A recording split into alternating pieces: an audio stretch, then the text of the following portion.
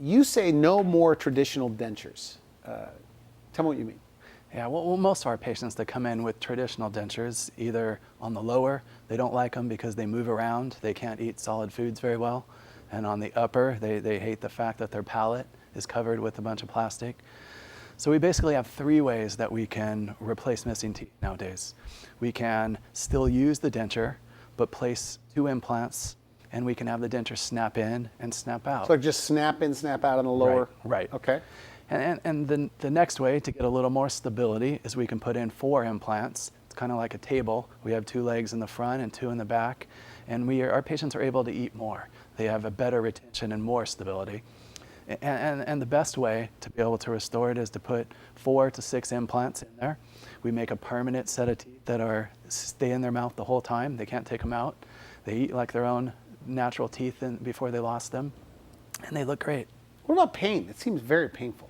Now, in fact, I find that putting implants into people's mouth is much easier than working on a real tooth. Real teeth have nerves and take a little bit more to get them comfortable and anesthetized. Implants are pretty easy, even though it does sound pretty scary going in. Okay, good. Now, for the denture wear, how old can you be to get the procedure done? Yeah, there's no age limit. I have patients that come in their 90s. Wow. And unfortunately, I also have patients on the other end of the spectrum that lost their teeth very early in life.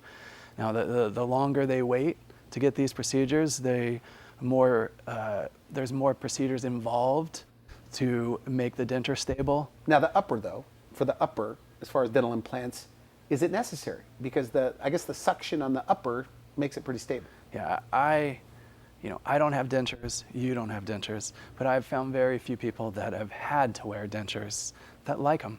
They may tolerate them, okay, but as far as them liking them with that big, all their palates covered with a bunch of piece of plastic, it's a pretty bulky thing to be wearing in your mouth every day. So how many implants for the upper?